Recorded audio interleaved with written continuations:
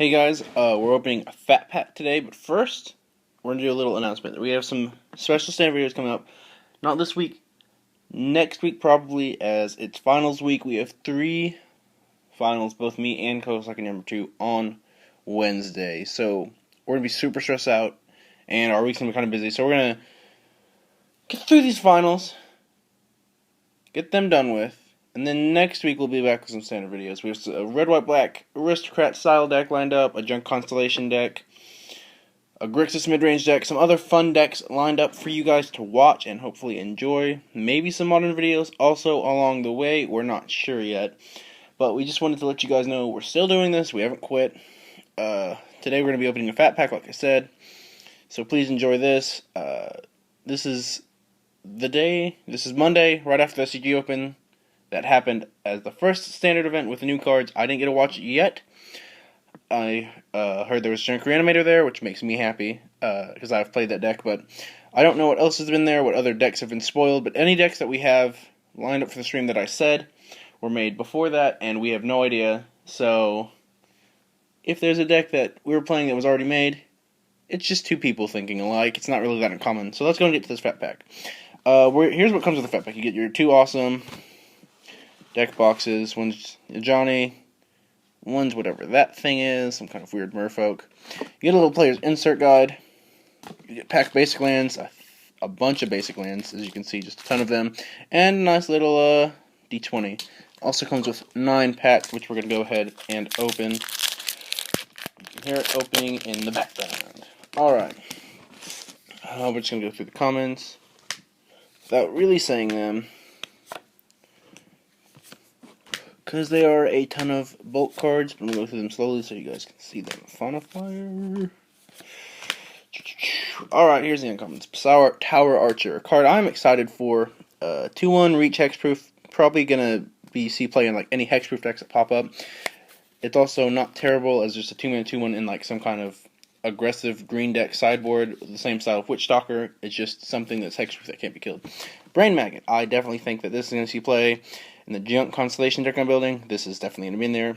It's very similar to Tidal Scholar or a Mesmeric Fiend. Just kind of like an Oblivion Ring for their hand. Or as the newest card, Banishing Light. So I'm very excited for that card. Knowledge and Power. Not really amazing, but not terrible.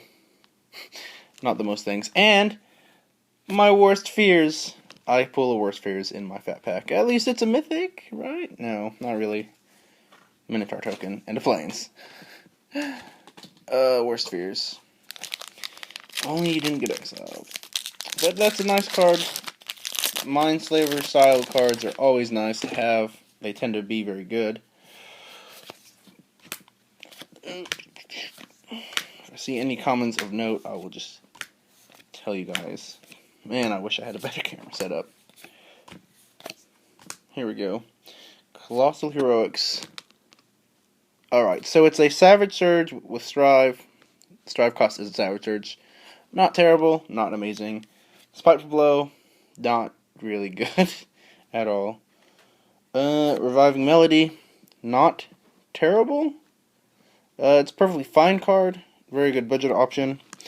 I'm not sure if it will ever see play, but it's not terrible. And then, something very exciting, a Mana Confluence. Woo! That's actually a good card to have. I'm going to put that to the side. Forest and a Spider token. I'm actually all the $1 and $2 tokens today. That's very nice. So Mana Confluence. Very good card. I don't really seeing plays more than 2 ofs, other than like some 3-color aggressive decks that aren't expecting a lot of other aggro decks in the meta, like my red, white, black aristocrat style deck I put together. Was originally playing 4 Mana Confluence. Now I've just cut down to 2 because my aggro matchup was so bad playing those, and I've just put in 2 Mutavaults for now. I feel like that's worth it. Oh, there's the first uncommon.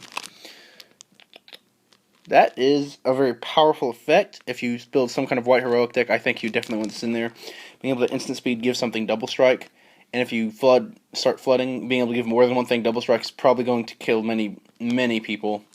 I'm not sure how good that will be in standard, let's say, but I think it's going to be very good.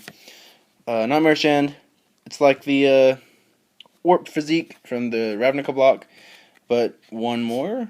But it also doesn't require you to be in blue. So that's I'll play for a little bit. Maybe this will too. No, this is like a really bad throwback to all those older cards that don't like say as long as it is untap. Neither does the whatever. There's plenty of cards that do that. Theirs are not good. Dictate of Carmetra. As a mana flare within speed, I think all the dictates are going to go up there like $1, $2, especially the black one. If you know what Grave Pact is, then you've Grave Pact is basically Dictate of Erebos, but one less mana, but it costs 3 black, sorcery speed. It is $10 to $12, sometimes 20, apparently at one point. So I think it will eventually see the price of Grave Pact, probably not anytime soon. But that card is very, very good. So I'll personally be picking this up, and maybe you guys should be too. I'm sorry if this is boring, but hey, we're opening cracks. This guy, his ability is very powerful, but he's also very mana intensive. I'm not even sure if the Monsters deck would play this, but they might, so that might be something to keep an eye on. Just like pull out like draft droppings or something. I don't like this card. But if you're in like some kind of weird mono green deck, like mono green devotion, I think this is a perfectly fine sideboard card. Seems definitely better than a Bramble Crush, except it can't hit Planeswalker, of course. Another Deserted Quarters. Hero's Bane.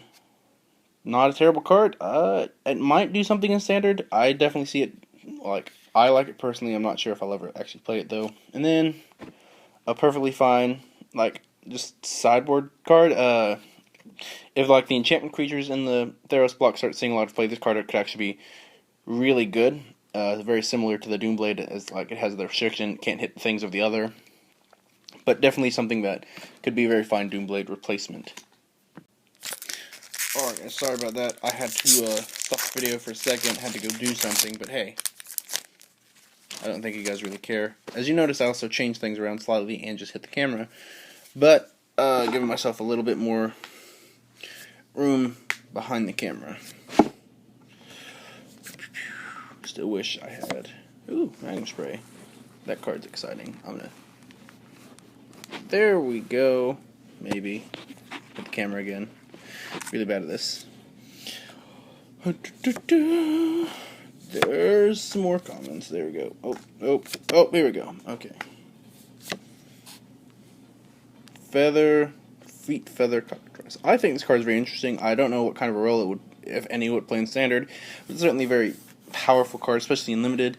Having a 3/3 Flash Flying Death Touch is never. There are a few cards similar to this. The 3 mana 1/1 Flying Flash Death Touch, that was very good in its time, limited time. This card is very similar to that, tacking on 2 more mana, adding on 2 power and toughness, and adding a monstrosity. So certainly something that could potentially be very good. Another Brain Maggot. Always happy to see those. A Crowin Line. Heroic, he gets +2/+1 Intimidate. He certainly seems like a fine card. I'm not sure if he'll actually do anything in Standard, but he has the potential to. And then a Skybind. Woo! Not really. That card's very expensive for what it does. So it might end up playing a role in Standard. But it probably won't. Even though the effect is very powerful, it's still coming down at 5 mana. It's like, it's very similar to Perforos, where it has such a powerful effect, but comes down at such a high point in the curve that it probably is just too slow for the decks that would play it. Though there has been one deck that has found a home for Perforos, so maybe Skybind will. No, don't have a lot of high hopes for that. And Johnny's Presence, actually, something that might see play in Standard has probably not. You'd probably rather just play God's Willing, but this does have the potential to save multiple creatures, and is also really good against Supreme Verdict. But there's also doesn't have the benefit of scrying and has a little more expensive. Deadbringer Land Pads. I thought that was an uncommon. Another thing that gives the double strike. That card is, like I said, I think it's very powerful.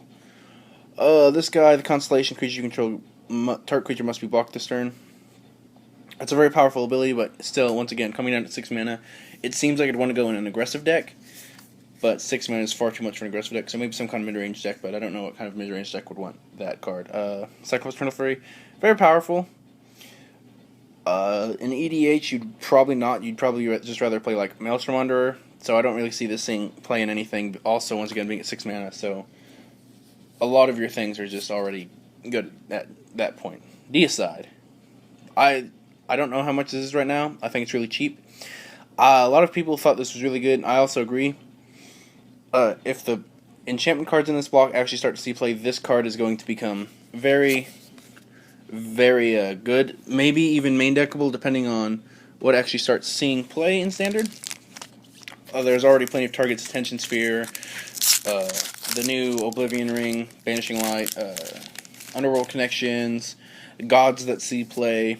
There's plenty of targets for that card already, so I think that's something to keep your eyes on. Especially if it's like less than $3, I think you should definitely be picking that up in trades if you're a speculator, because it could definitely go up. That's a really great name of a card, God Hunter Octopus. I mean, that card's really bad, which is weird because it hunts gods, so you'd think it would be really good. It's actually just not really that good.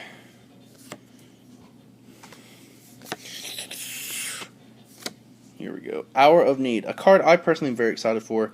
I did get this limited. I got to cast it once, and I made 3 of my guys Sphinxes. So, like, this card I think is very powerful. I don't know what kind of a home it could find, but it certainly has the potential to be extremely powerful in, like, some kind of weird, maybe some kind of heroic deck as a late game finisher. You get your heroic triggers if they're worth, like, having, even if you don't get the creatures. Like Battle-Wise Hoplite's Cry, like upgrading all of your guys into 4/4s, or maybe even downgrading an opponent's creature, like say they Monstrous Apollo Kranos or Stormbreath Dragon. Sure, if you kill Stormbreath Dragon, they still get a 4/4, but now they're not taking damage and they don't have 7/7. Taking down Apollo Kranos is going to be fine, because it's probably going to be killing quite a few creatures. But like with Young Pyromancer, a card like Young Pyromancer, that card seems really good. Sheep. This card's definitely going to see play in Standard sideboards. Being a 0/5 and gaining life is going to be very good. Worst case scenario, you block, it gets Lightning Striked, or another such card, maybe a Misery Mortars. In which case, if they're using it on your sheep, you're still perfectly fine with that, in whatever deck you're bringing that in. I think this card's definitely very good in Limited. Once again, if enchantments start seeing play, this card might be good, but I don't really think it will be in Standard. Maybe in some weird casual deck. And then Hydra Bootmaster.